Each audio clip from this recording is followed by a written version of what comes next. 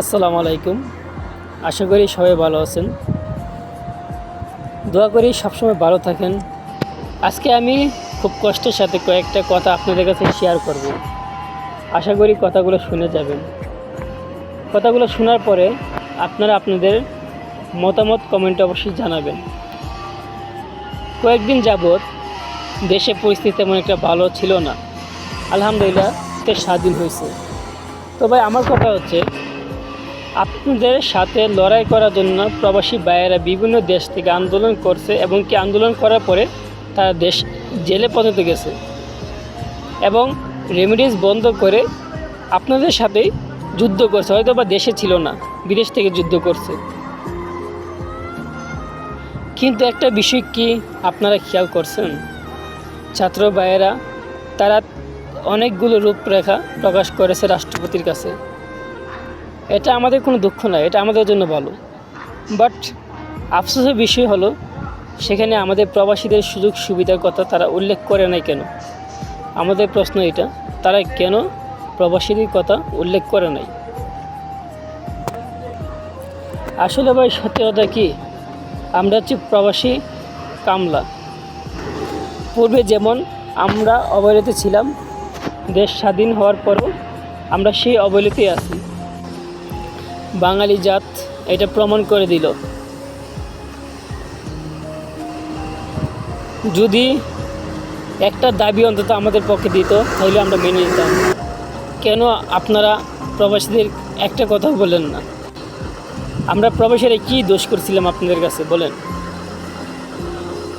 এত লাখ লাখ মানুষ প্রবাসী আছে, তারা কি সবাই সুখে আছে?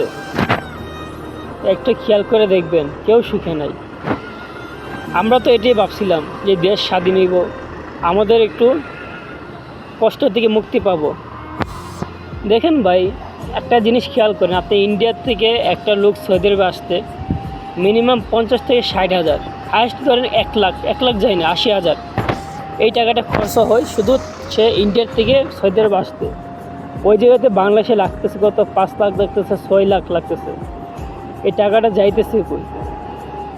আমাদের ভাই কষ্ট একটাই, প্রবাসী কেউ মৃত্যুবরণ করলে বিনা খরচে দেশে পাঠানো যায় না।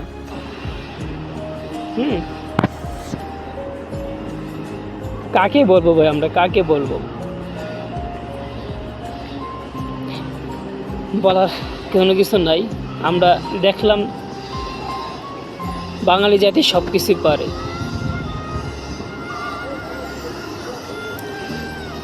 আমাদেরকে শুধু ইউজ করানো হচ্ছে। প্রথমে যে বিপদে ছিল তখন প্রবাসীদের কাছে হাত পাচ্ছে যে রেমিটেন্স পাঠায়েন না, রেমিটেন্স পাঠায়েন না।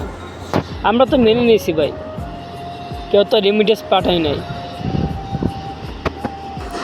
একটা প্রবাসী যখন সে ছুটিতে যাবে, তার পরিবারের জন্য কিছু মালামাল কিনে, ওই মালামালগুলো আপনারা কি করেন?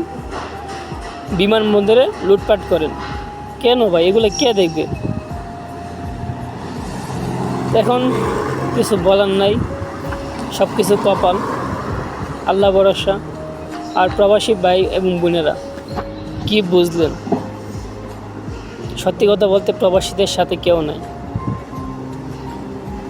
এখন থেকে আমাদের দাবি আমরা নিজেরই করতে হবে। তো ভালো থাকেন।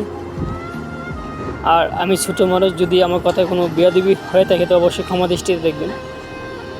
আসসালামু আলাইকুম।